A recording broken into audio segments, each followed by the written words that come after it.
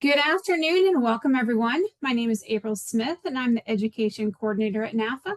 Welcome to the Sustainable Fleet Technology webinar. Before I turn things over to our moderator for today's session, there's just a few housekeeping notes to review. This session is being recorded and a copy of that recording will be made available in the coming days. All participants are muted during the presentation to limit background noise, but we do encourage you to ask questions and add comments using the chat and Q&A features. You can find these on the Zoom toolbar. If you experience any technical difficulties, please reach out to the NAFA team through the chat. And now to kick things off, it's my pleasure to turn things over to Alric Lunsford.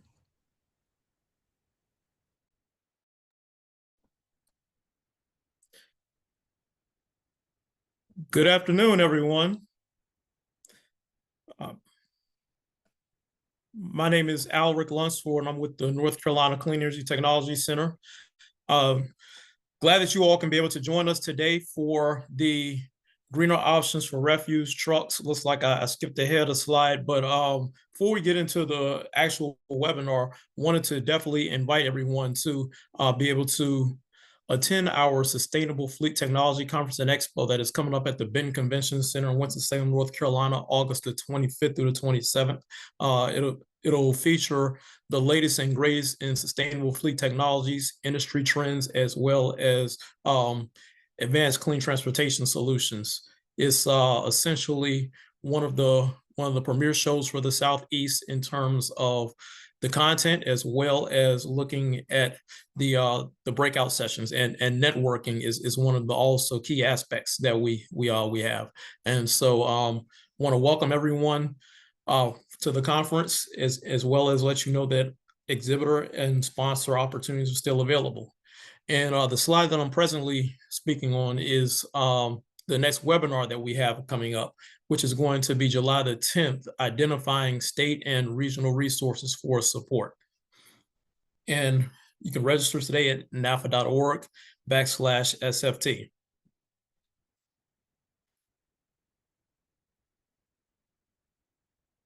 And so for some reason, the conference slide actually came up after this. So covered that. Hopefully you all can feel free to join us in Winston-Salem. And so today want to basically introduce four various theme speakers. I think we have a great group of speakers here. And first speaker that I want to introduce is Rick Longebart. Mr. Longebart is a highly accomplished fleet industry professional with over 42 years experience with 4 different government agencies. And he is currently the fleet operating manager for the city of Raleigh, where he led the city of Raleigh to unprecedented success. Some of the accolades currently include the city being recognized as the #1 large fleet and overall the #1 fleet nationwide in 2023. And further distinguished as the elite fleet in 2024. In addition to being the fleet operations manager for the city of Raleigh, Mr. Longebart also is co-founder of Longebart Ross Consulting. So Rick, I'll let you take it from here. Thank you, Albert. Thank you very much. Appreciate it.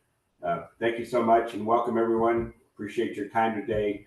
Good morning, good afternoon, wherever you may be. Again, as Albert alluded to, my name is Rick Longebart, Fleet Operations Manager for the City of Raleigh, co-founder of Longebart Ross Consulting Profit Software. Little housekeeping, wanted to thank Albert for inviting me to this session, and thank you, April Smith, NAFA, for hosting the event. Look forward to sharing a lot of great information. We've got some really heavy hitters that are really ingrained into the alternative clean energy space, and I look forward to sharing some information about what we're currently doing with the city of Raleigh. We could go to the next slide, please. So if you just back up one more, if you don't mind.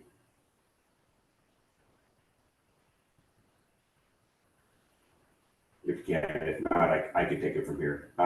So just wanted to share a little bit, and that's fine. A little bit of my presentation is more of real world technology and what we're currently doing within the city of Raleigh. We're a diverse fleet, complex to a variety of different vehicles. So I wanted to share some real world experience of what we're currently doing from a diversification, opposed to some of the other colleagues and presenters that are going to be after me that are going to really talk about some really cool technology and some events that they're doing and technology that they're deploying as well. But from a city of Raleigh perspective, there's close to 5,000 vehicles in the fleet that ranges everywhere between fire engines and turf equipment. So as you can imagine, if you are a government employer, municipal, state, federal, county agency, is that we have a diversified fleet. Of that diversified fleet of 5,000 vehicles, about 2,000 of them are refuge vehicles that are owned and operated by the city of Raleigh. So when we talk about what we're currently doing as a holistic approach with all of our vehicles and all of our clean energy technology, it also lends itself to using those same similar technologies on various vehicles in addition to refuge vehicles. Next slide, please.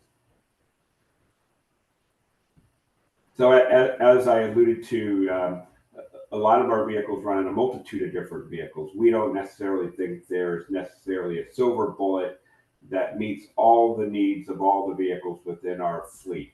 We have to diversify and look at how certain technologies evolve and certain infrastructure and the cost alluded to transitioning those vehicles to those certain types of fuel types. And so we like to diversify. And this is a snapshot of one of our, what we refer to as our clean fuel hubs, where one site has a multitude of different fuel types from renewable propane to compressed natural gas to E85, B20, electrification. And you can go to one site of various different locations and receive fuel at one site with all the diversifications of various different fuels.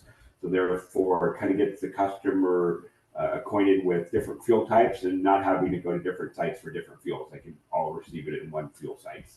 There are currently 7 fuel sites throughout the city of Raleigh, and this is one that has an example of the different types of fuels that meets the needs of all of our customers.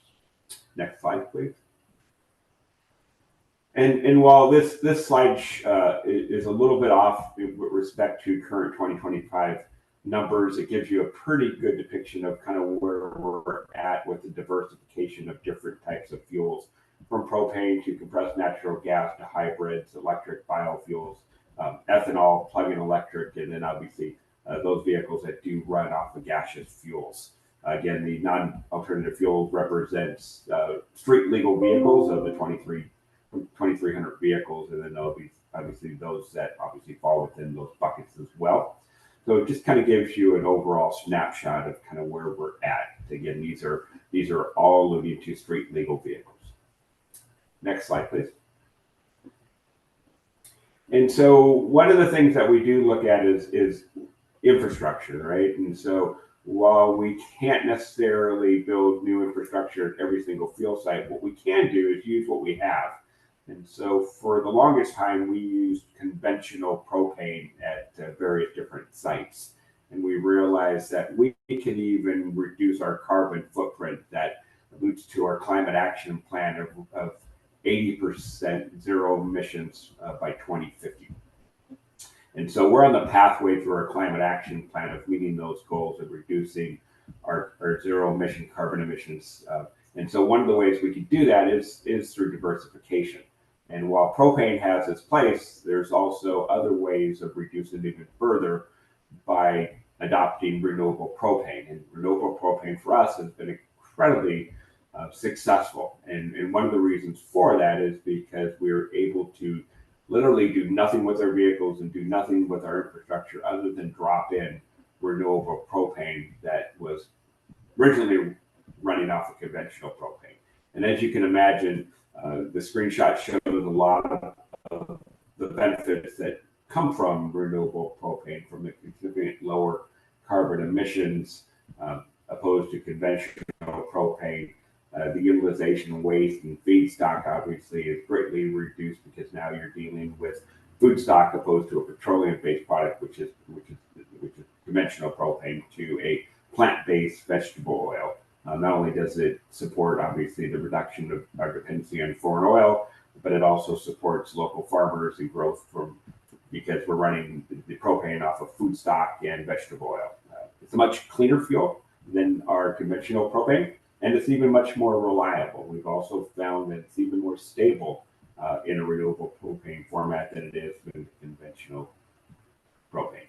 We also have found that our reduction in maintenance cost has been depleted because there's less maintenance on renewable propane just due to the lubricity of the fuel opposed to conventional propane. It's also even quieter too. We've found some noticeable noise reduction in using renewable propane opposed to conventional propane. Next slide, please.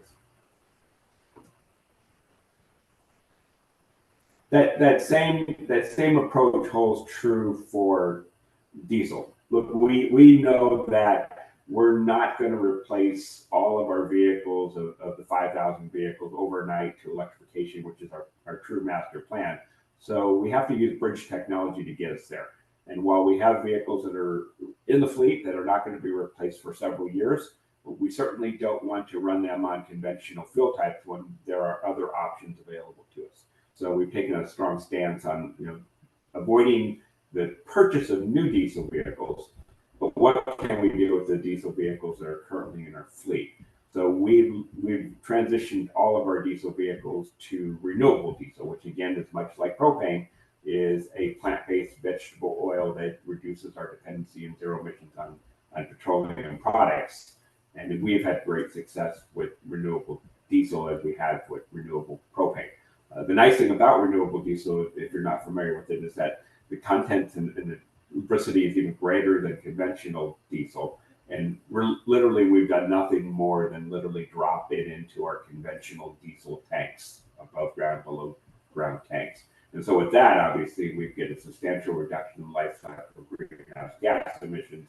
We've done nothing other than drop it into our tanks that already existed. We're seeing by far 50% cleaner tailpipe emissions.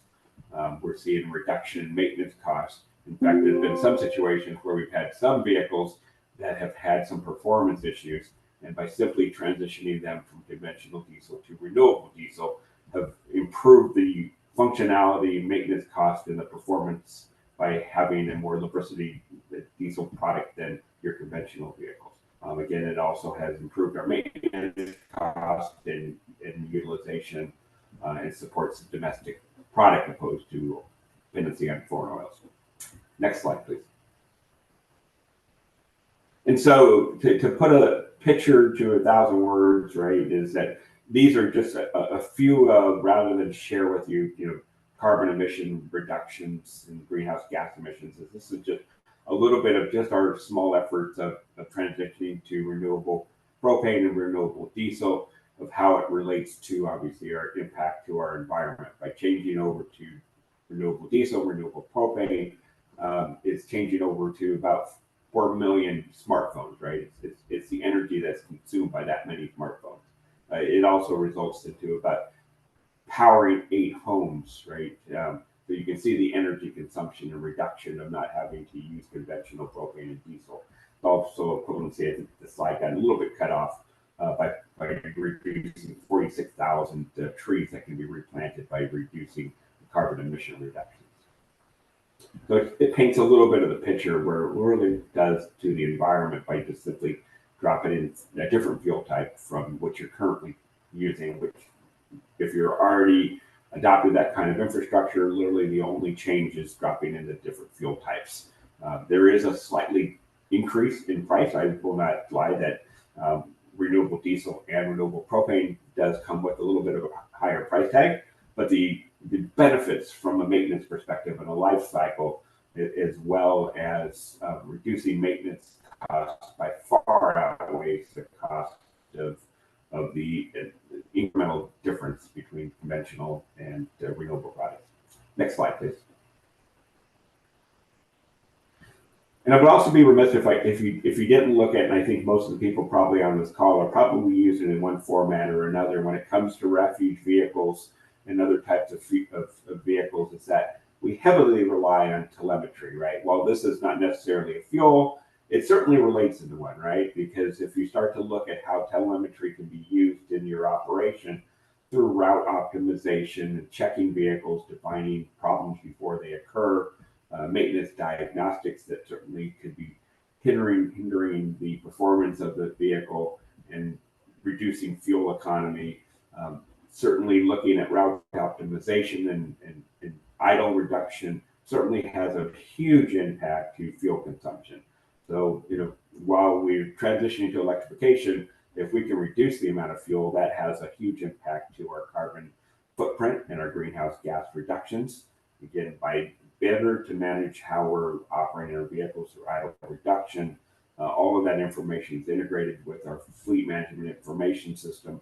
And then the telemetry also measures the tire inflation. So if we can monitor how our tires are operating, which is probably the biggest part of our maintenance cost, and we can get longer life cycles on tires, less friction, certainly provides higher MPG, and that all results into less fuel consumption and less tailpipe emissions. So I encourage you, if you're not using telemetry to its full capacity, there's a litany, plethora of benefits to telemetry that all have an impact to our environmental climate action.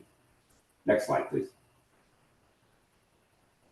And so our bigger picture is to transition to electrification.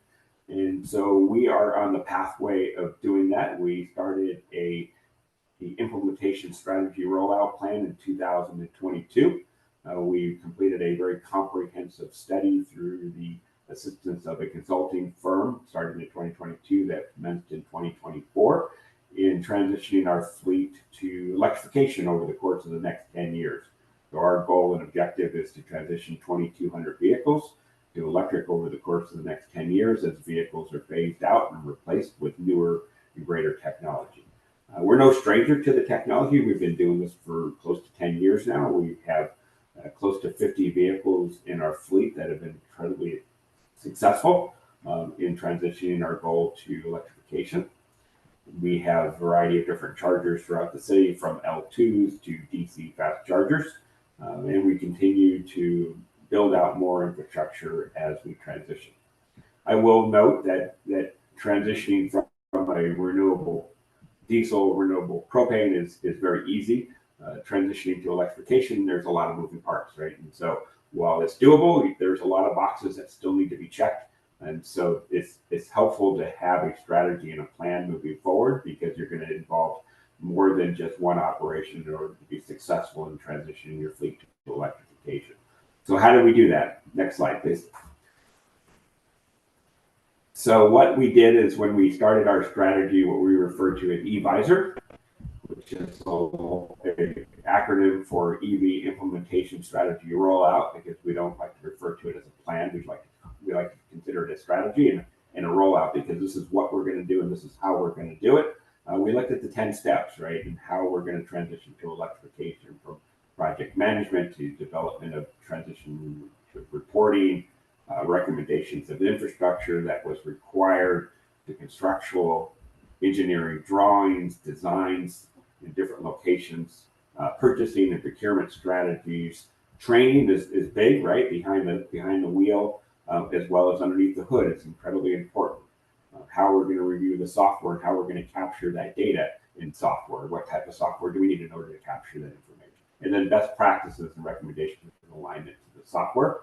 And then ways to address equity and inclusion in the electrification space.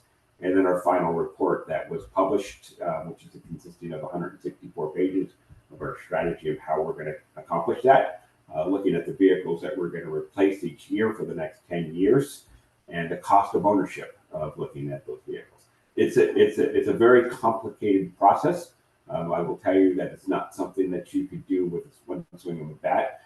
There's a lot of things that need to be taken into consideration. Some of our challenges within the city of Raleigh is, while we are a centralized shop, we have 3 facilities throughout the city of Raleigh. We have a variety of facilities for vehicles domicile. So it's not as easy as building infrastructure with 5,000 vehicles. We have vehicles all over the city infrastructure, and where those vehicles and where those buildings can support the charging infrastructure. As you probably, those that are transitioning to electrification, a lot of our buildings are old. They don't support, from a transformer perspective, the ability to put in chargers. So upgrading transformers need to be changed out, and new services also need to be brought in, right? So how do you manage software? How do you manage when the transactions occur? You certainly don't want to start charging in the middle of the day when peak hours are high, because that will result in you probably paying more for electrification than it does for conventional fuel. So there's a lot of moving parts with being able to manage off-peak hours, and how do you prevent them from charging during the day when someone's plugged in the middle of the afternoon. And so certainly you want to work with your facility folks. You certainly want to work with your utility partners, because that's going to be a big part of it if you need to buy transformers and do upgrades and bring in new service. And then you also have HR wants to know a little bit about training and opportunities. And then there's some contractual services that need to be taken into consideration. Fortunately, through our strategy implementation rollout, we checked all those boxes and made sure that we were moving forward in the right direction before we started putting major infrastructure into the ground. Next slide, please. And so this is just an example of some of the technologies that we deployed. Putting in infrastructure can get pricey. When you hear the word that it only costs a couple $1,000s to buy a charger, that is very well true. But what you quickly find out is the engineering, designing, the trenching, the boring, laying conduit, pulling in wire becomes very expensive. And that's where 75% of the cost is for putting in infrastructure. So we've done a lot of infrastructure, but certainly we're also looking at ways to stay off the grid, right? So we're not dependent upon energy. We're certainly generating our own. So these are just a few examples of some of our solar beam arc locations that are in 3 of our park facilities that literally run on sunshine. So we're not tethered to the grid. We're actually able to charge our vehicles through the use of solar array canopies. Next slide, please.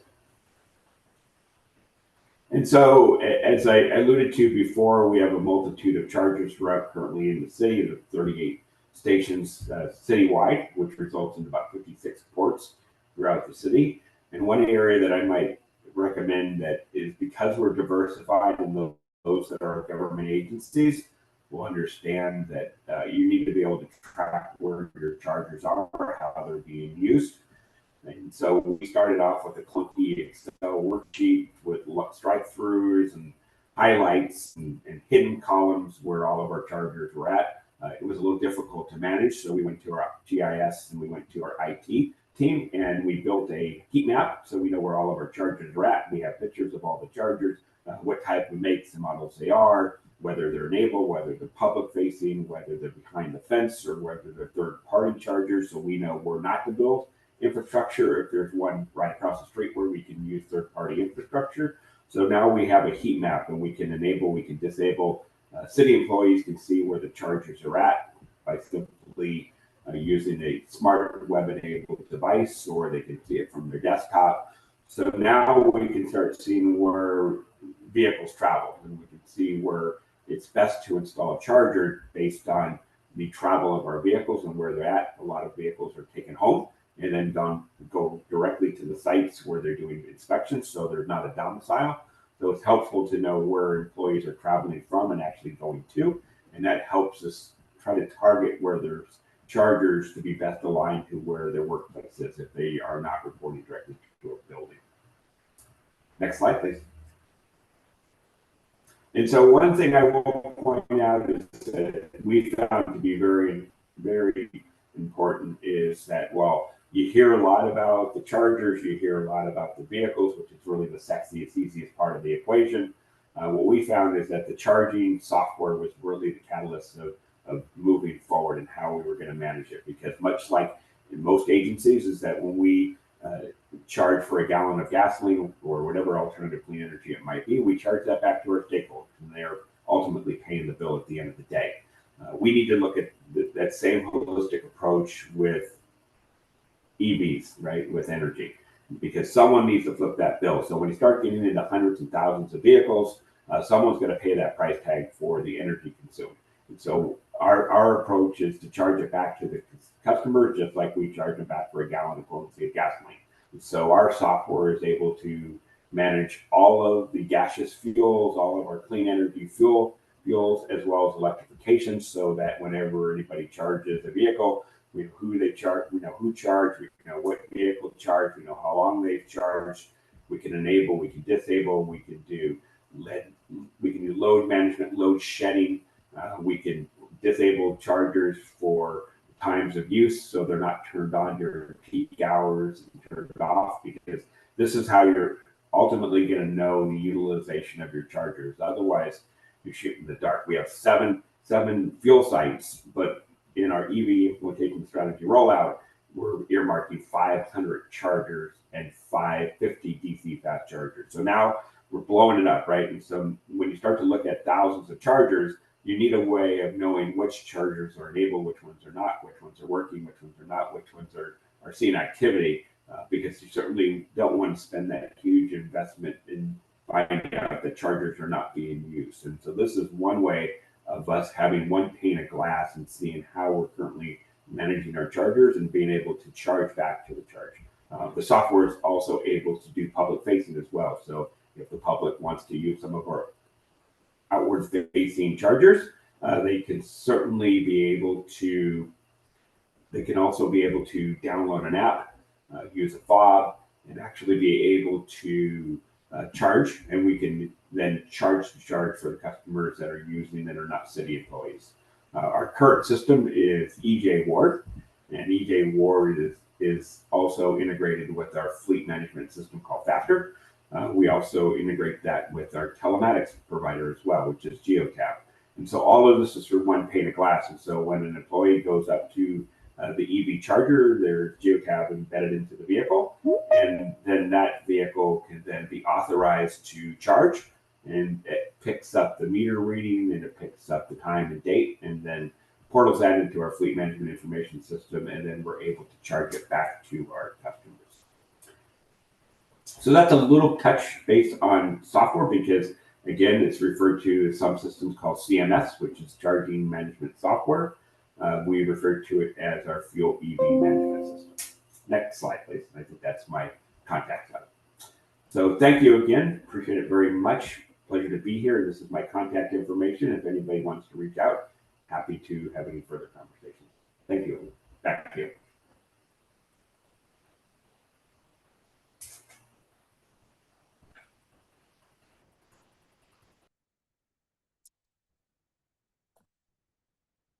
Okay, next up we have John TK.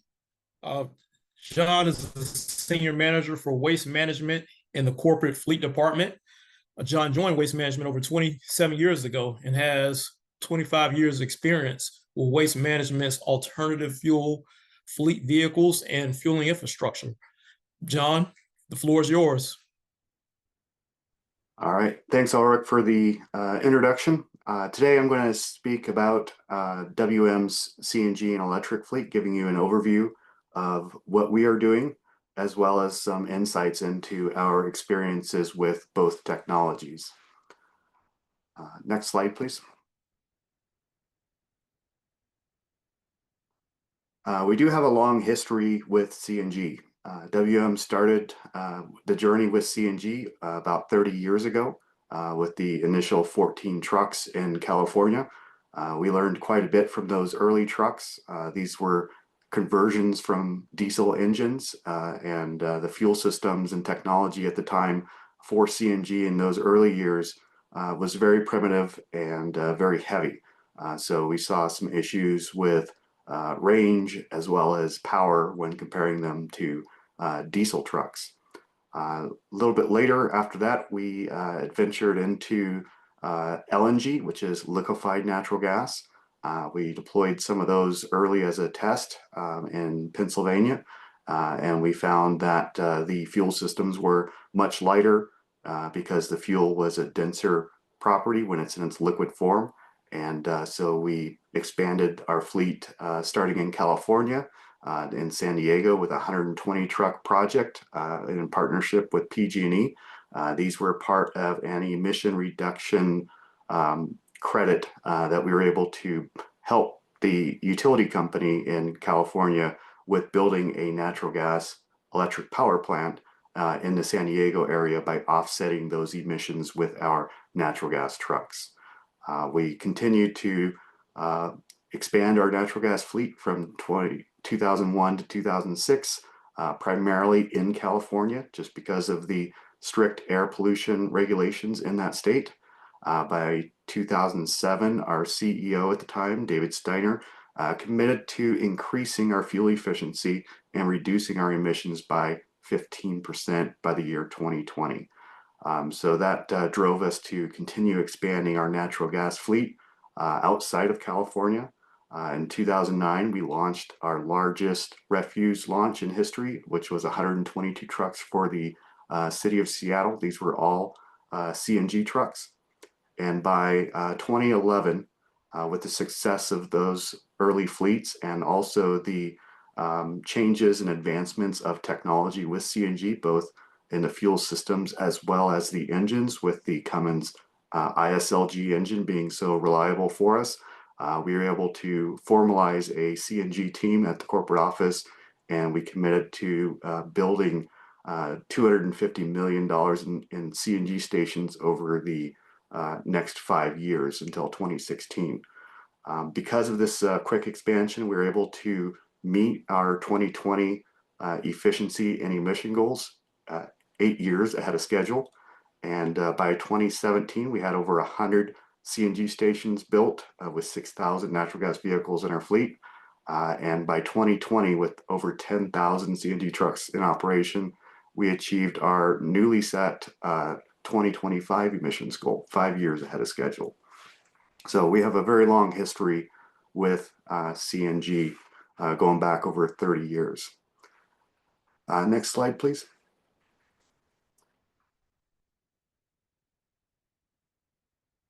The current statistics of our fleet, we have a little over 20,000 refuse trucks on the road in North America, operating in both the United States and Canada. Of those 20,000 vehicles, over 13,000 of them are running on natural gas. We have built 220 CNG stations at our facilities to support fueling needs for those facilities. And since we've had such a long history with CNG, we've already retired and scrapped over 2,500 of those trucks since we've had such long history of over 30 years with CNG. Last year, our CNG fleet displaced 110 million gallons worth of diesel with CNG. And we have a goal of having that entire CNG fleet running on 100% renewable natural gas in 2026, which we are actually looking to be ahead of schedule and having that done in either Q4 of 2025 or Q1 of 2026. Next slide, please. So sharing some of our experiences with our CNG refuse truck fleet, I put together a list of some positive things that we've experienced as well as some negatives. But the overall experience we've seen with natural gas is that we can achieve lower emissions with reliable and cost-effective technology that's available today. Some of the good things that we would like to share about CNG is that we have reduced maintenance and operation costs compared to our diesel trucks. Some of those things is that we don't have those diesel regens that are interrupting our operations that cause downtime and customer interruptions. We also have no fueling queue times compared to diesel because our trucks refuel in their parking spots overnight. So it only takes a matter of seconds for a driver to plug in the CNG line and fuel their truck. There is an available national retail fueling infrastructure for heavy-duty trucks. There, early on, when we would purchase CNG trucks, they had to be towed or shipped by rail to get to our facilities because there wasn't a national retail infrastructure. Today, our trucks are fueled when they are built, and they're driven to all of our facilities across North America. There are cost-effective ways for fleets to install on-site fueling.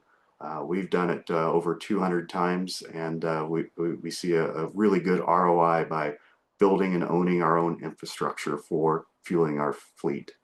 And Another thing that's really great about natural gas is that over the 30 years that we've been operating CNG, it's being a domestic fuel, we've had very stable fuel prices. And then when you start using RNG from landfill gas, we're seeing significant emission reduction benefits from using our own gas that's being produced from our landfills.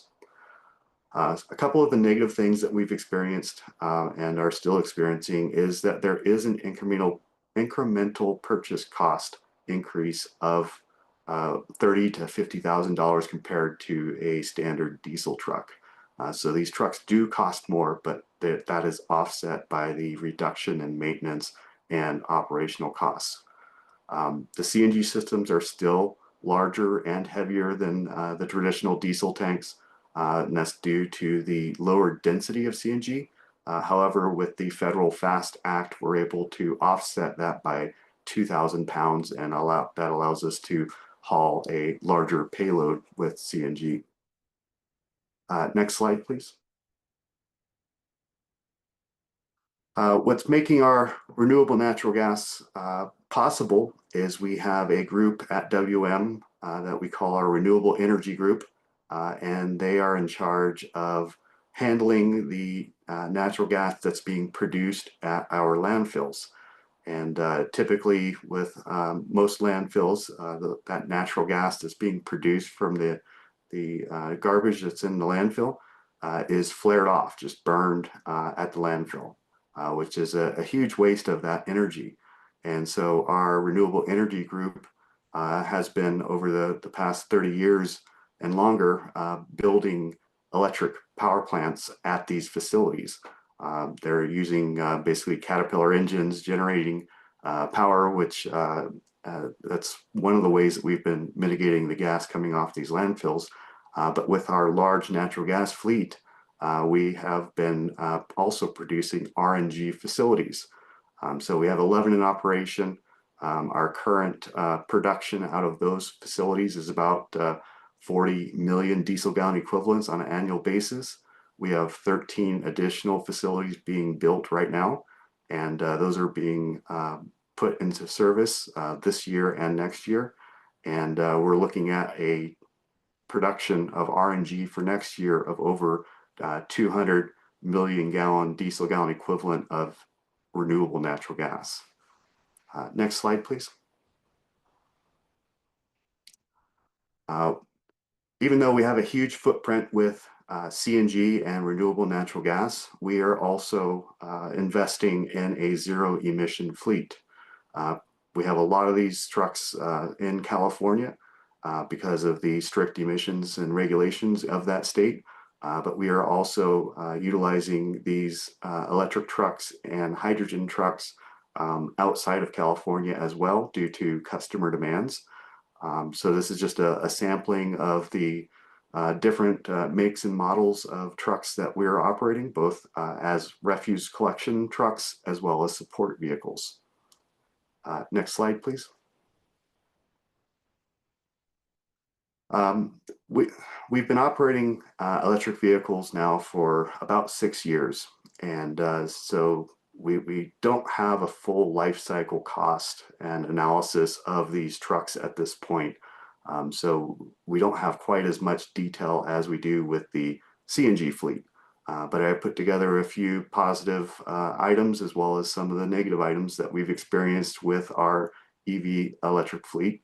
And the pros, starting with the positives, there's zero tailpipe emissions. So that we have no emissions being polluted going down the streets of our neighborhoods and our customers. There's also no diesel regen when comparing those to diesel trucks, so there's no operational downtime related to that. And our driver feedback has been very favorable. Our drivers tend to love these trucks, being how quiet they are, and that quiet is being noticed by our customers in the residential neighborhoods. These trucks are much easier to operate, and some of the early returns from our analysis is that the maintenance costs are less than both CNG and diesel trucks. Moving over into some of the negative things that we've experienced, I think there's nobody that would disagree with this statement, is that they're more than double the cost of a traditional diesel or CNG truck.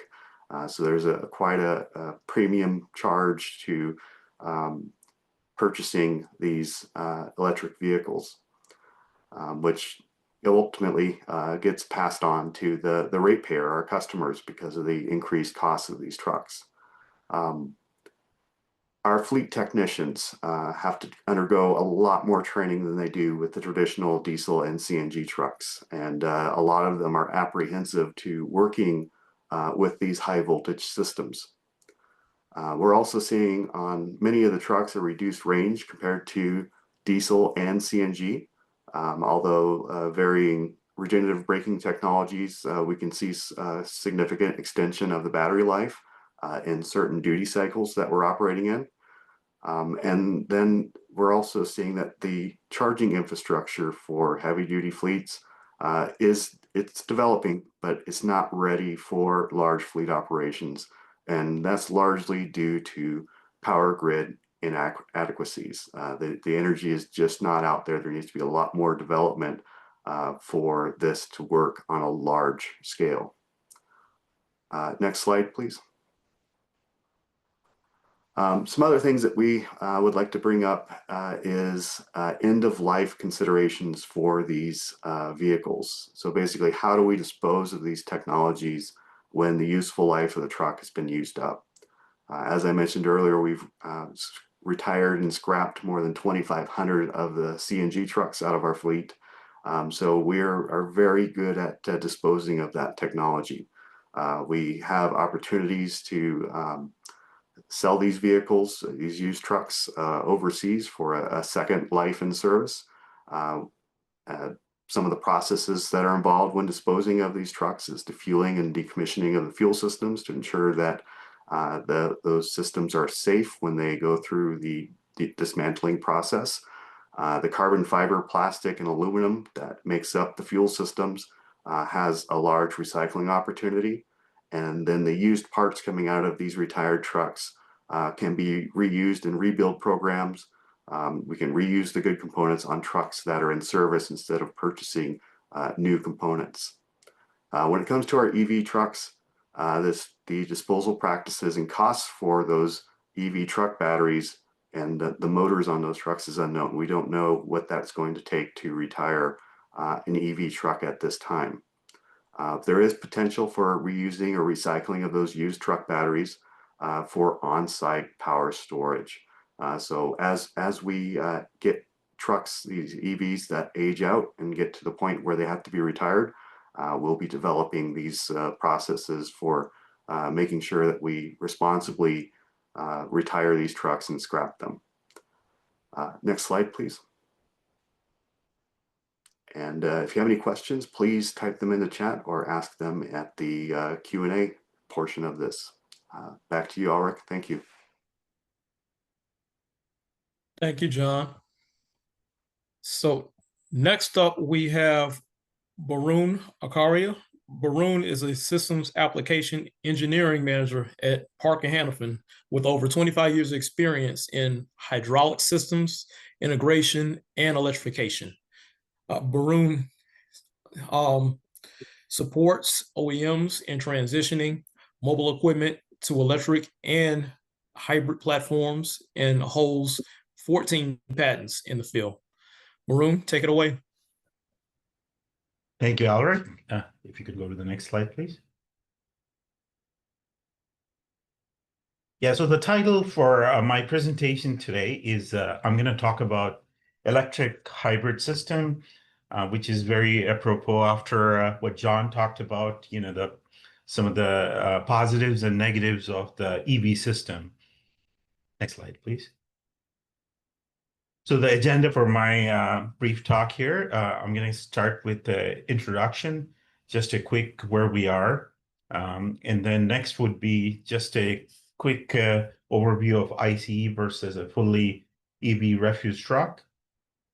And then I'll make a case for hybrid, electric hybrid as a potential alternative. And then I'll showcase one of the hybrid implement system that we have come up with for that that I would like to propose to you. And then some of the testing that we have done with the duty cycle analysis, and then return on investment for the hybrid systems, and then end with conclusions.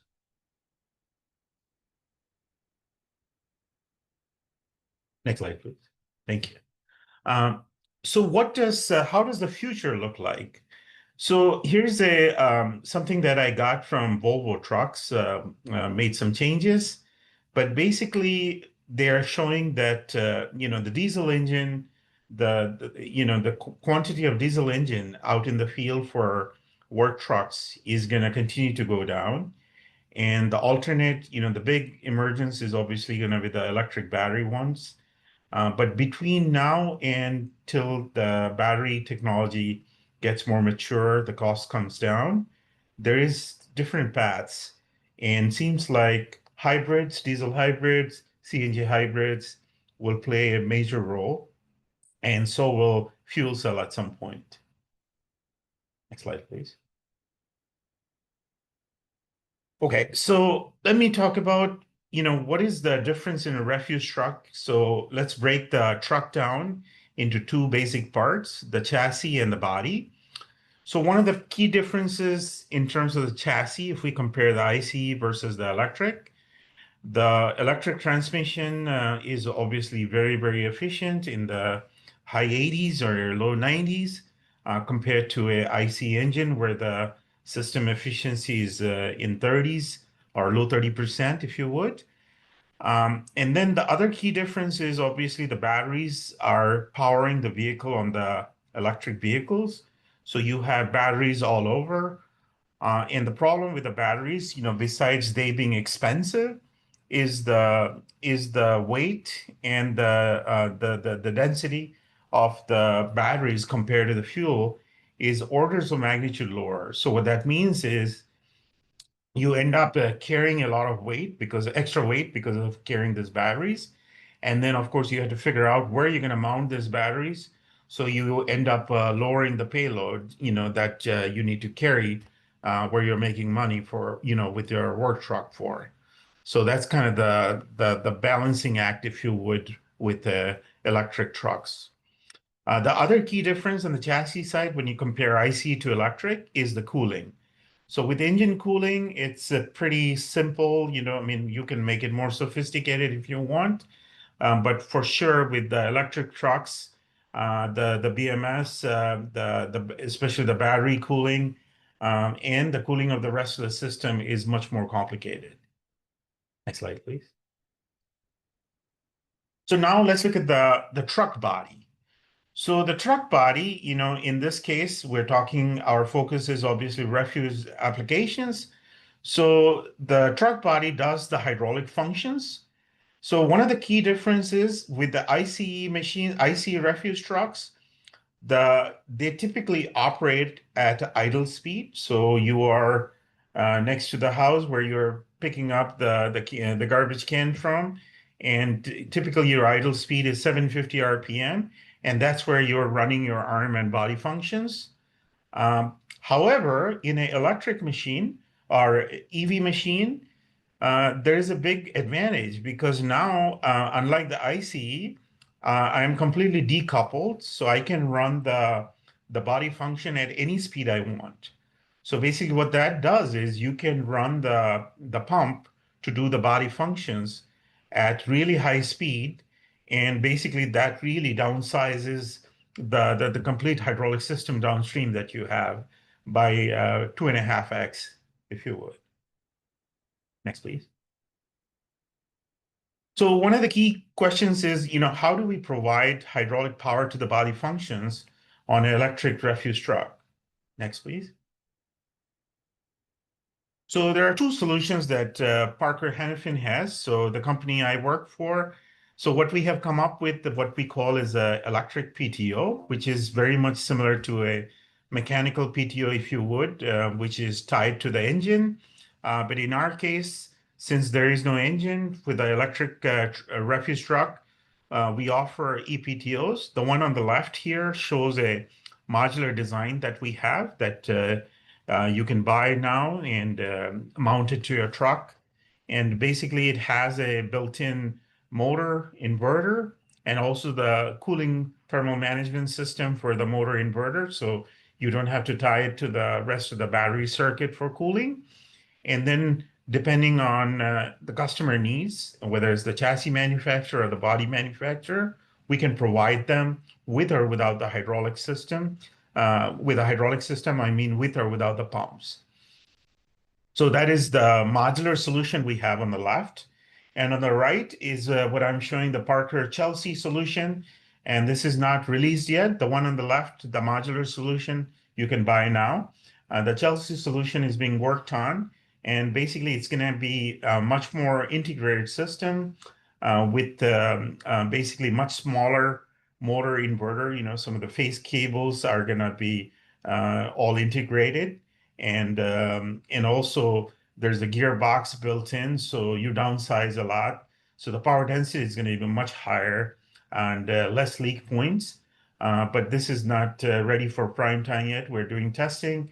Probably it's going to release in the next 2 years. So this is your option, if you would, for the EV trucks right now for running the body hydraulics. Next, please. So now the question is, is the fully electric refuse truck, is that the only solution? John just presented from waste management perspective, and he gave all the positives and negatives, So of course, the biggest thing is the cost. He said the cost of an EV truck is 2 times that of a normal diesel or CNG truck. And really the biggest reason for that are the batteries. The batteries is probably 70–80% of the additional BOM cost, if you would. And then on top of that, you have a weight impact because of these batteries. And then the maintenance of the batteries, I would say, is also much more expensive in terms of you have to maintain the temperature. And then there are also end-of-life issues with the batteries. And then on top of that, why is electric so popular right now? Because there's federal incentives and rebates available. Right now we just need to make sure some of them are also available for hybrid. So maybe we can use that as well. And then the opportunity in terms of marketable solution would be, come up with a simple and a low cost unit that's going to be used. And from total cost of ownership standpoint, when we give them a solution, that has to make sense, So that is the reason why I say the electric hybrid, from economics standpoint, makes a lot of sense on theory. And I'm going to hopefully prove it to you by the end of this presentation that it makes a lot more sense. Next slide, please. So here is a simple hydraulic refuse implement system architecture that we came up with. So if we go from left to right, so you have the traditional ICE engine, whether it's diesel or CNG, doesn't matter. And then we have a hot shift PTO clutch. And then we have the piston pump. I'm showcasing, it's a through drive pump. So basically one end of the pump goes to the clutch. The other end is where you mount the electric motor / generator. And then we have an inverter that's turning this permanent magnet electric motor, synchronous motor, and then a small battery pack, if you would. So this is kind of at a high level, what the hybrid refuse implement system architecture looks like. And again, the focus here is to go after only the body hydraulics piece, not for the traction piece. So in a typical refuse truck, probably 40–45% of the fuel consumption is from the body functions. And that's the portion we're trying to attack with this system. Next, please. So how does it operate, this hybrid refuse system? So there are really 4 different operating modes. And probably the best way to look at this chart is to look at it from bottom up. So the first mode is what I would call an electric mode. So imagine your side loader comes to the house to pick up the garbage can. So you stop the vehicle. So the vehicle is idling at that point. So what you do is you disengage the clutch. So the clutch is decoupled. So all you now have is the electric motor driving the hydraulic pump. And in that case, now I can spin up my electric motor to any speed I want, because now I'm not tied to the engine. So I don't have to, so my hydraulics is really sized for the electric motor speed I'm going to run, not for 750 idle RPM, if you would. So basically my hydraulic system gets really lower. So when I am close to the vehicle at idle speed, my noise should be down because I'm not bogging down my engine.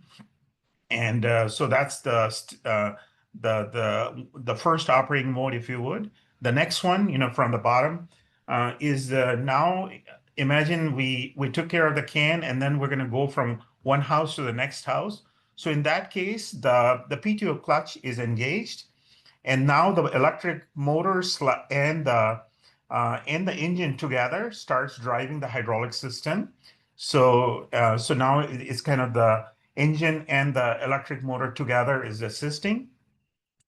And then the next stage is, so this is when you are doing, using the motor energy to, the battery energy, if you would, electrical energy to help do the work. And then the next stage is, imagine now you're going from one house to the next house, you have a little gap. So in this case, what you can do, you can de-stroke the pump because it's a variable piston pump. So the pump is on standby. I can convert my electric motor into a generator mode. And once it becomes a generator, it starts charging the battery pack. So it's a small battery pack that we have in a hybrid that I'm proposing. And we're charging that when we are going from one house to the other. And then, of course, the last step is, imagine you're going on the highway, you want to go to the landfill to dump the, what you have. And in this case, the PTO is still engaged. We can de-stroke the pump completely, and the GVM motor is just freewheeling because my batteries are charged. A battery is just a small battery acting as a buffer. And that's kind of at a high level, how the system is. The key thing is all the components in this proposal are standard components, so there's nothing proprietary or new about it. The key thing is the controls is a little more complicated, but in this era of electric vehicles, this is not a big deal at all. Next slide, please. So again, so I showed you now the hybrid system architecture, if you would, and now applying it to the side loader refuse truck. So again, my focus is only the hydraulic functions, the arms and the body. So of course the arm is doing the pickup, and then at the same time you may have the packer function running, and then of course when you're going from one house to the next house, the packer's function is running. The key thing is when the arm function is running, typically with the IC engine, you do it at 750 RPM at idle. So basically what happens is all your hydraulic system is sized for that 750 RPM. So the pumps are really oversized. So 130 to 150 cc per revolution is pretty common. So basically we end up putting in a hydraulic system that's capable of 140 kilowatt when the vehicle is running, when all we need is 40 kilowatt. So basically your pump size goes up, all the fluid connector goes up, so everything downstream goes up. And all you do is you use it when the vehicle is in an idle condition, and then at some point you dump all that extra flow, so you don't create heat, if you would. And then the other key point, and a very important point, is the operation. When you are at the idle, when you are running the arm functions, your vehicle speed is at idle. And at that point, when you load up the engine, it's a very, very inefficient point. So you can see at the torque speed curve, you see the specific fuel consumption. So the efficiency of that compared to if we were running that when the engine was, say, at 1200 or 1400 RPM, the fuel consumption is going to be half. So you could save 50% efficiency just by not doing that work at idle. Next slide, please. So then we thought about what else can we do in the hydraulic circuit. So we looked at the hydraulic circuit and we said, one thing we could do if we could separate the arm functions and the packer functions with two different pumps, so that because the pressures are very different, one versus the other. So if you use a single pump, you have a lot more throttling losses. So we came up with this architecture, if you would, where we have a small vane 30 cc pump, and that's for, we predominantly use it for arm function. And when the arm function is gone, like when you're going from one house to the other, then you use that flow for packer function. And then we also have a 45 cc variable pump on top that you use for the packer function. The key thing we have done is, one thing John mentioned is people don't like working with this high voltage system. So we said, can we make the voltage lower? And we said, since all we need is 40 kilowatt or about 50 horsepower, we could do that. So we lowered the battery to 96 volt system. So it's really a low voltage system using a Parker JVM 210 150 motor, Chelsea 890 hot shift PTO going to the engine. And then, of course, the vane pump and the P1M pump. So it's a small battery pack, about 14 kilowatt hour, compared to a fully EV would be from 300 to 600 kilowatt hour, if you would. Your added weight is only 250 pounds for the battery pack. And the battery is only acting as a buffer. So it's really not, it's only operating for the arm function when you're at idle condition. And then it's assisting the engine. And noise and emission reduction would be huge, obviously, because the way this unit operates, you are going to declutch from the engine, and you're going to use the motor to do the work when you're doing the arm functions. So this is kind of our hydraulic circuit that we came up with for this, for a side loader. You could use something very similar for the rear loaders as well. Next slide, please. And then here's our analysis and testing. Parker has, we have worked with the refuse truck for many, many years. So all of my application engineers, we have spent countless sleepless nights with the refuse truck drivers, with them getting all kinds of data. So we have a lot of data here with the different trucks. So I think what we did is we took the dense neighborhood side loader data that we have for Detroit, and we use this with actual parts that we have, actual components that I just showed you before in the prior slide. And we did a hardware in the loop testing. So we did simulation first in AIMSIM, and then we did hardware in the loop testing. And basically what we found is, based on the data that we have, if you use the hybrid system, you could save about 5 gallons of fuel a day. So this is a huge savings. And then on top of the other stuff, like, your added cost is going to be minimal, probably $6,000 to $10,000 for a system like this. And we reckon the ROI for a system like this would be less than 2 years, probably 1.5 years. Next slide, please. So here's my conclusions or takeaways, if you would. We think electric hybrid brings a lot of value for refuse applications, both for side loader, rear loader applications. And there's huge favorable factors, on electric hybrid versus fully electric. Weight is a huge issue. Payload is important. Your initial cost is minimal compared to, a fully EV truck. And the payback is less than 1.5 years. Some of the headwinds that we see is the perception. Yeah, there's a perception that fully electric is the way to go, which is an ideal goal, but with the way we have the cost of the batteries and the weight of the batteries and the issues we have, I'm not sure that's the right thing to do. And then obviously our electrification team, we can support and help you in the development of your hybrid and fully electric system solutions. And here's my email address and my location. I'm close to O'Hare Airport in Chicago. If you are flying through here, please stop by. Would love to show you what we are doing here. Thank you. Thank you, Varun.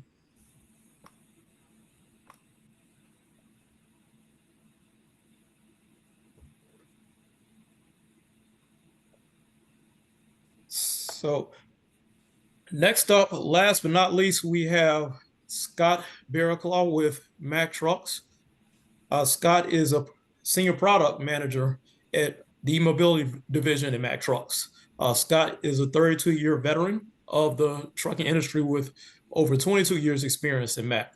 Scott joined the Mack e-mobility team in January of 2020, and his responsibilities primarily lie in the development and commercialization of electric trucks.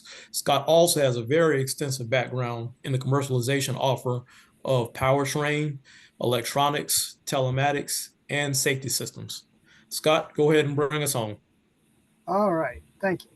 I'll try to keep things moving along here. If you want to go to the next slide. Again, thank you very much, everyone. We are Mack Trucks. I don't know if you've seen it, but we are celebrating our 125th anniversary this year. So Mack Trucks has been around quite a while, and we've been in refuse since near the beginning. We're the leader in the industry as far as the market share goes, and again, industry-leading products. Go ahead to the next slide, please.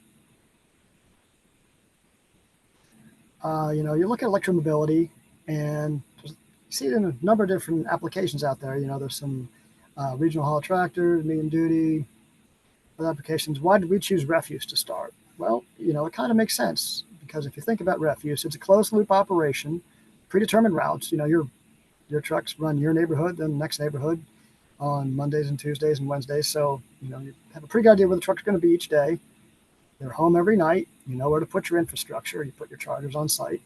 And then if you think about the stop-start nature of refuse pickup, there's a lot of opportunity for regenerative braking, where we can take the kinetic energy of the truck, turn that into electrical energy to recharge the batteries while the truck is in operation.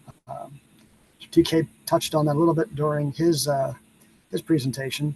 But, from that perspective, the regenerative braking, based on what we've seen for all the trucks we have in operation, that's 20-25% of the energy you consume during the day comes back into the batteries through the regenerative braking, in a residential pickup application. And why electric? Of course, you've got the zero emission vehicles. You have the reduced noise. Again, TK touched on that for the operator. When you get in a truck with the operator, they're amazed at how quiet they are. And you think about most of your low cab over trucks, you're sitting right next to the engine, the combustion engine in a combustion engine truck. So you get the noise, the vibration, the heat from that engine that you just don't have with the electric vehicle. It literally sounds like a big golf cart. And then, of course, you have sustainability and maintenance benefits. You don't have oil changes, lubricants, emission control components to mess with. And the brake components, we're expecting to see, and we're starting to see, at least double the brake life out of the brakes on the vehicle. And if you think about a refuse truck, they eat brakes. So then again, that's another added benefit to the electric. Go ahead to the next slide, please. All right, and as far as the refuse domain goes, we do have our Mack LR Electric. Again, built on decades of experience with refuse vehicles. Go ahead, next slide. Got some photographs of some trucks we have out there, but some general specifications. It's a dual steer, the operator on either side. A lot of the side loaders, they like to drive on the right. Sometimes they need to be on the left when they go on the highway. So that'll cover both your bases there. It's a 6,000-pound truck, very typical. You can add a tag axle if you need it. 2 AC motors. You've got 448 horsepower. Refuse operators are usually used to more like around 300. So when they have 448, they like that. These trucks have very good performance going house to house. Electric motors make maximum torque at 0 RPM. So, they have pretty good pickup on these vehicles. 2-speed transmission. Do have some passive safety systems available. Standard with 376 kilowatt hours of batteries. 25,000 pounds of payload. available with that 66,000 pound truck, and up to 100 miles on the job. Talk a bit more about that perhaps in a bit. And the charging, it can charge at up to 150 kilowatt hours, or pardon me, 150 kilowatt rate. And with that, you're probably a little bit over 2 hours for a full charge on the truck if you're charging at that rate. Most of the time, our customers don't. Generally speaking, these trucks will sit overnight where they have the dwell time. They don't need to charge that rate. Usually they're running a 50 or 60 kilowatt hour charger, and that truck will have no trouble being fully charged for the next morning. All right, thank you, Arctic. Go ahead to the next slide. Again, the batteries themselves are NMC chemistry. Again, talked about 150 kilowatts. It's a standard CCS1 connection. That's the industry standard for commercial electric vehicles right now. Go ahead to the next slide. When you talk about accessories, we no longer have a combustion engine rotating to drive all of your accessories. So we have to be electrified. So we have 12-volt system, which runs your cab, electrics, lighting on the truck. So any kind of like camera systems or anything that you need to add to the truck, communication systems, those all run off 12 volts in the cab, just like they always have. Installing them is very simple, really no difference to what you have on the diesel. You have a 24-volt system to run your air compressors, your power steering pump, and the air conditioner on the truck. And finally, you have 600-volt circuits, which will run your propulsion. So that's the motors that drive the truck, as well as your electric PTO if you have a hydraulic body on the vehicle. And again, the truck is applicable in the rear loader and automatic side loader applications. Next slide. We talked about trucks to this point, but I do want to mention, with the new technology, there's more to it than just the truck. And sometimes the truck is the easy part, depending on the situation it is with the customer. Of course, you have the vehicle, and then there's service. These are high voltage systems, so you need to have properly trained technicians to work on them. We are up to, I believe, 70 even really certified dealer, and quite a few more in the process of becoming certified. So we have an extensive dealer network to support you there, and they are becoming certified and working on these vehicles. Uptime services, these are covered by the Mac Connect, the Guard Dog Connect, all the other services that you have on all of our trucks also apply here. Telematics, these have a TGW, telematic gateway on the vehicle, communicates back. So we are monitoring the trucks constantly. If we do see a code on them, just like we do on our diesel trucks, our uptime center is notified, and we will work with you to get whatever the issue is resolved as quickly as possible. Charging infrastructure, some of my predecessors have talked about that. That's a big thing, because if you don't have charging, you really don't have a truck. No chargers, no truck. So we have a group here to help you with that. Again, like it says on the side there, depending on your level of comfort with this, we can do it for you. We can work with you on it, or you can do it on your own, depending on what the needs of your situation is. Route optimization, it's another big one. We understand that you can't just take any diesel truck off a route and put an electric truck in its place. With any electric vehicle, range is always a concern. So we do have the ability to put a device on the truck, record the route the truck follows during the course of the day, and then we have software where we can analyze that and really determine if that route is suitable or not for electric trucks. And working with our customers, there are, well, not all routes are suitable for electrification. There's a lot of them out there. So with a little bit of tweaking with your operations, you can set up electric trucks to run, on the routes where it is a good fit. Consulting on the vehicles themselves, training, operator training, with to become a certified dealer, the sales staff and the people working with our customers need to be trained on the operation of the vehicles, and they're capable of training that. Fleet management, again, we have telematic data constantly flowing off the vehicles. Grants and incentives is another big one. We have dedicated resource here who will work with you if you're interested in the truck and looking to see what grants and incentives are available for you. And of course, those goes a long way to offsetting, as mentioned before, the increased acquisition cost of these vehicles. Depending on where you are, those grants and incentives can be quite substantial. Financial solutions, our Mac Financial Group has done a number of things to innovative financial products to help our customers to get into these vehicles, from leasing, which you've probably never seen on a refuse vehicle before, and several other innovative products there. Of course, the sustainability. John TK talked briefly about, what are you going to do with the batteries when the truck is reached the end of its life cycle? Well, with our partners at Volvo Energy, you will never have to worry about what to do with a Mack battery when the truck is at the end of its life. We will take those batteries back and see to it that they are properly either repurposed.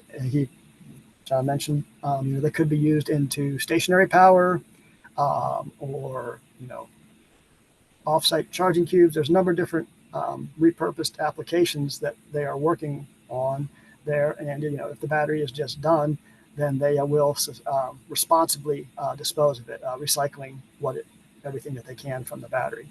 So again, that is included. There's no charge for that when you are done with the battery, or if you did have a battery replaced, we will take those batteries back and see to it that they are properly cared for. So again, that's not something that you as a customer will have to worry about. All right, you want to go to the next slide? That's what I've got. So with that, I'll turn it back to Arlick, and I believe we will be going to the Q&A session now.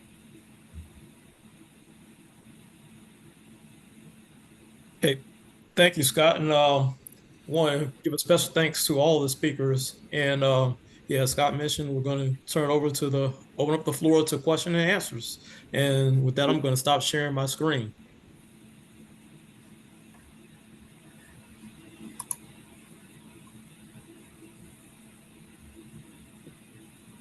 So looks like I see a couple of good questions here. First one is, what type of training have you provided for technicians? And that's for any of the speakers. Well, I'll start off first. From a municipal agency, this was part of our e-bicycle plan. We've worked with local tech schools to provide countless amount of hours on first responder, as well as preventative maintenance on electric vehicles. From a clean energy perspective on other fuel types, obviously that comes mainly from the provider of the vehicle, such as renewable propane and other types of vehicles, including compressed natural gas and renewable propane. Certainly, we have certifications for our technicians to do cylinder inspections on an annual basis. Most of those are relatively straightforward. The fuel delivery is very similar to a gaseous fuel when it comes to clean vehicles, similar to propane. I think the more complexity probably falls in line with the electrification side of the house, due to the ramifications we're dealing with high voltage. So a lot of our technicians have all gone through numerous amount of training from our technical perspective to make sure they understand the electrification side of the house in order to avoid any personal injuries. Hope that helps. On the Mack side, any of our dealers that have become E-certified are required to have, through our Mack Academy, we have a curriculum for technician training that they must have technicians complete in order to become E-certified. So if the dealer is E-certified, they have certified technicians in electric vehicles ready to repair your vehicle. Yeah, I'll add from the WM perspective. We partner with our suppliers that provide the fuel systems for CNG, as well as the chassis manufacturers who produce the EV vehicles for both technician and driver training. We also work very closely with the Alternative Fuel Institute, AFVI, for our training with both CNG and electric vehicles. And then we also have a requirement for our technicians that work on the electric vehicles to also take an OSHA course on electrical safety as well. So those are the primary things that we've done with training our technicians and drivers.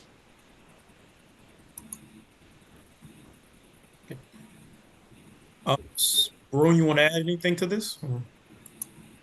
No, I think from Parker's standpoint, we anybody who's handling the electrical components, we have internal training. And then we have some SAE training that we make sure people go through. So that's pretty much it from our side. Okay, this next question is going out to Rick Longabart. So besides Geotab, what are the other systems you are using alongside Geotab that are compatible with each other? I'm sorry, well, I missed the last part of the question. I heard other than Geotab, the last part of the question. Repeat it. Basically, what are you using in tandem to complement or be compatible with Geotab and work with each other?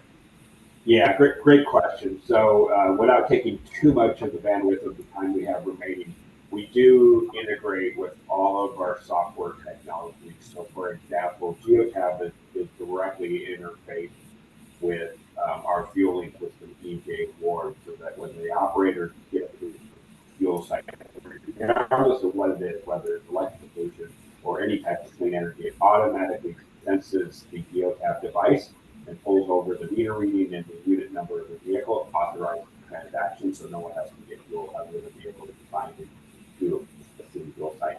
It also pulls over the vehicle and then asks the employee to identify themselves. We also integrate that directly into our fleet management information system so that we have one pane of glass. We also use Geotab to integrate into our motor pool application, which is very unique technology. So that when anybody that doesn't have dedicated fleet blocking unit,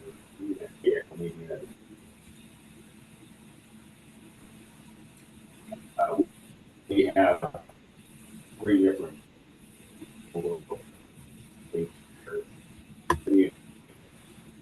reserve a vehicle without having to touch a key or fly using a web-enabled device. They can unlock the door using the web-enabled device, lock the door of the site with the inspection, and then they can end the reservation with the actual web-enabled device so that they don't have to put a key back in the the vehicle will not start unless it recognizes the reservation. And so even if someone were to break into the vehicle is disabled until it sees the reservation usually not to provide it. All of that is integrated into our fleet management information system.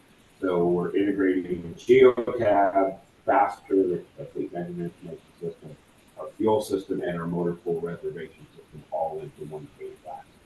Hope that helps. Does. That gives us a very, very extensive answer. And so, question for all the panelists. So, want to know what's the typical range in respect to the application for your refuse trucks?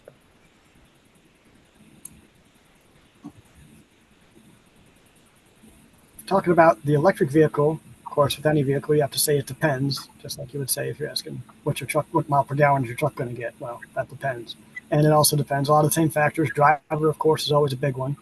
But on an electric truck, going A to B is really kind of irrelevant because you got to stop 800 times between the two places. So you have to really kind of look at it more on a holistic point. So, as I said before, with an electric body, as there is an electric body out there, we can do up to 100 miles on the job, with about 1,000 pickups. If you're using a hydraulic body, again, it depends, but it'll be in the neighborhood of 70 miles and 700 pickups, give or take, and if you have less distance, of course, you get more with the balance there. But, if you have less pickup, you get more miles or vice versa. But, if you have a traditional hydraulic body on the truck. All right, I'm going to piggyback on Scott's thoughts because I like his train of thought, and I want to give others ample time to answer as well. One of our challenges in the refuge world in transition to electrification is the number of stops. So currently, we're producing around 1,400 stops, and there is not an electric vehicle refuse truck that can do that amount of stops, and so that would require more drivers, more vehicles. Well, I'm a big proponent of electrification for a variety of reasons, not only from an environmental standpoint, but certainly, obviously, our biggest challenge with refuse vehicles, is the hydraulic part of the process.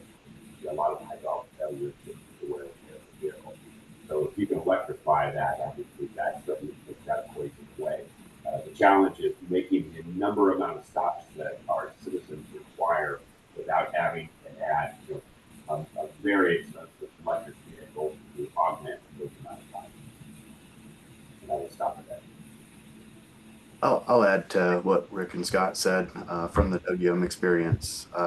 We have focused our electric vehicles on the collection fleet, specifically in the automated side loader line of business. And that's specifically because those routes are typically much shorter and more close to home. And like Rick was saying, the stops to stops are a lot quicker and shorter in distance. And kind of piggybacking off of what Scott was saying, with regeneration, we see the most regeneration in that duty cycle of application. When it comes to range, there's varying technologies out there with the EVs. So we see anywhere from 60 on the low side to over 100 on the high side. But that's because most of our routes are in that range anyway. We do have some ASL routes that do put more mileage on. So we have to continue with CNG trucks in those types of applications.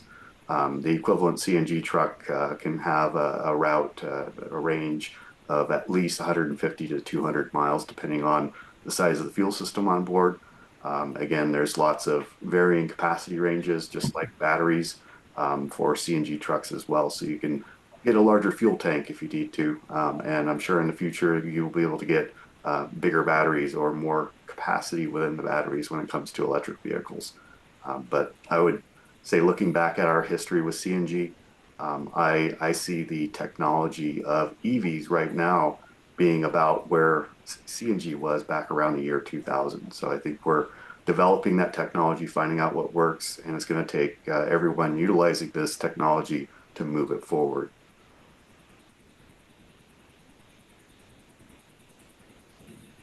Yeah, I think if I have to add, my only comment would be, I think like Scott mentioned, if you make it fully electric, you get the highest efficiency, obviously. But I think keeping the existing hydraulic system you have with the existing refuse truck, that doesn't make sense to me. So if you have an EV, I would always take it to the next level. I think there are opportunities to take to get the efficiency much higher. Maybe keep the packer function hydraulic, and then the picking of the can, the arm functions electric makes the most sense.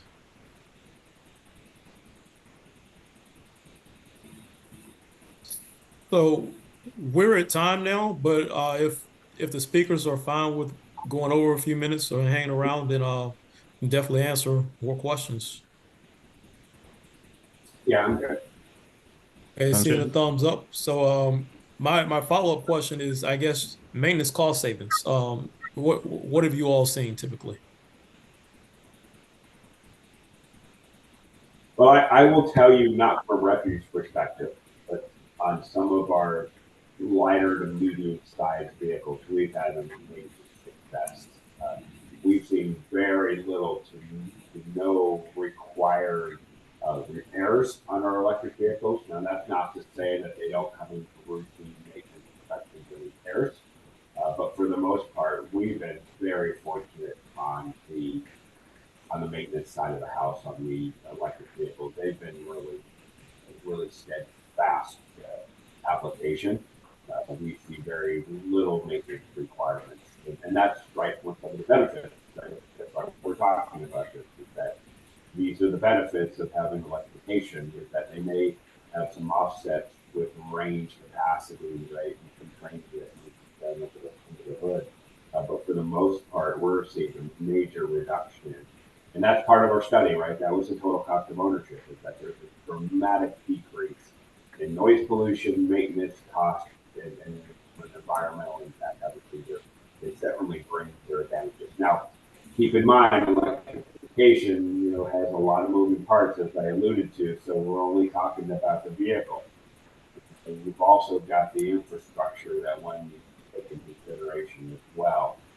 And when you get into what's referred to as an L2, which is obviously a moderate charger that can charge the vehicle anywhere between 8 hours, has very little moving parts because earlier we're talking about a 4 and 240 volts of energy. But when we start start to get into what's referred to as DCF chargers, direct current fast chargers, then we start talking about motors and coolers and filters that have moving parts. And while we can't say that we're an expert in that space with an answer to that, we are predicting that there's going to be some ongoing maintenance costs with DC fast chargers. So that's something that needs to be taken into consideration. And that may fall on the responsibility of the facility folks rather than on the fleet side of the house. But still, that's part of the equation that needs to be taken into consideration. As Scott had mentioned, that no infrastructure, no vehicles, right? And while we do have probably more vehicles than we probably have infrastructure that supports it, you kind of have to have a combination of implementation at the same time you buy a vehicle. I could start off by saying that using the baseline as of a diesel truck cost for maintenance, looking at CNG, we're seeing a significant decrease in maintenance costs with our CNG fleet. And a lot of that has to do with the simplicity of the fuel system with no moving parts on it, as well as the simplicity of the emission system. There's no DPF, there's no SCR, there's no fuel injectors. It makes it a very simple system to work on. Being a very clean fuel, we don't see the soot in the engine oil, so we're able to extend those oil drain intervals out far beyond what you can do with a diesel engine. Really the only major maintenance that you have to do on a routine basis is spark plugs, and that's once, maybe twice a year at most, depending on how you utilize the vehicle. So we're seeing much lower maintenance costs on there. When it comes to electric vehicles, they don't have the combustion engine or fuel system or anything like that. So you still have the maintenance of tires and brakes and all those moving components. All those moving components still require lubrication. So you're still using grease, there's oils, there's coolants. All of those similar things are still on board that need maintained. And the body, of course, still needs maintained. There's still things that break. Anything that moves is going to break. So luckily for us, though, on our EV fleet, everything's been under maintenance, under warranty. So a lot of those early component failures have been covered. It's because it's a small industry still. We're seeing a little bit of downtime, waiting on some components sometime, a little bit longer than what you'd expect from a traditional truck. Overall, we're seeing much lower maintenance, even below that of a CNG truck with the electric vehicles.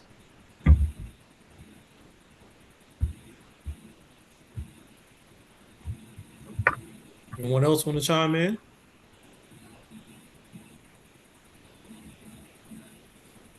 I guess I could say on the Max side, as far as scheduled maintenance, preventative maintenance, yes, it's much less on the electric vehicles. I mean, it's essentially an annual service is all that's required as far as preventative maintenance goes. And like John said, that's still a standard truck chassis. So you got chassis lid to do, general vehicle inspection.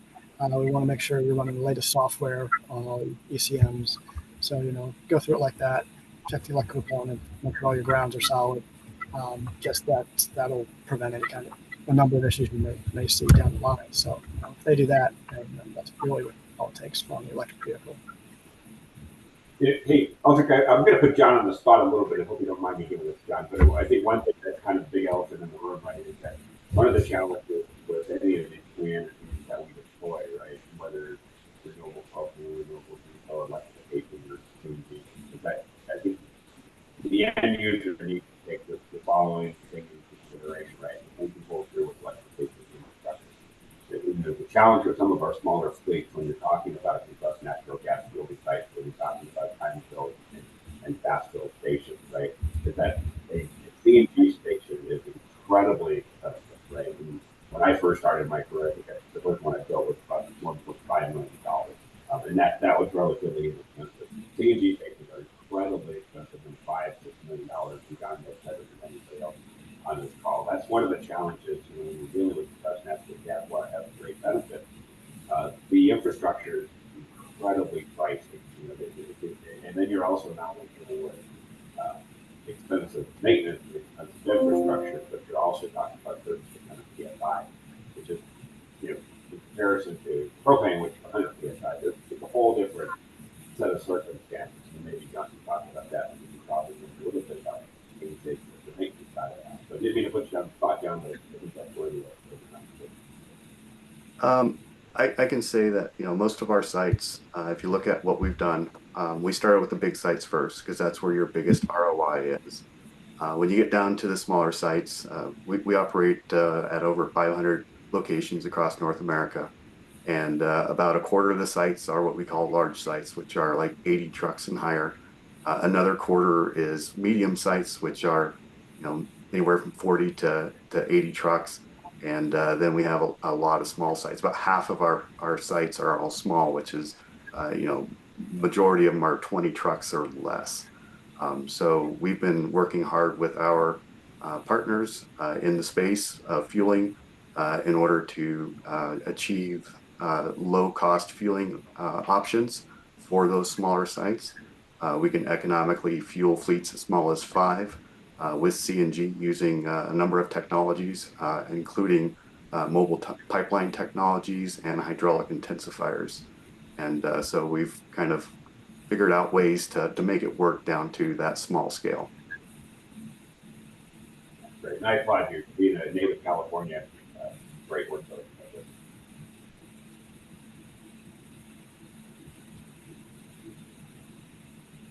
All right. Well, want to thank all the speakers again. You all did a phenomenal job of your webinar presentations. I think it was definitely some very, very good questions. And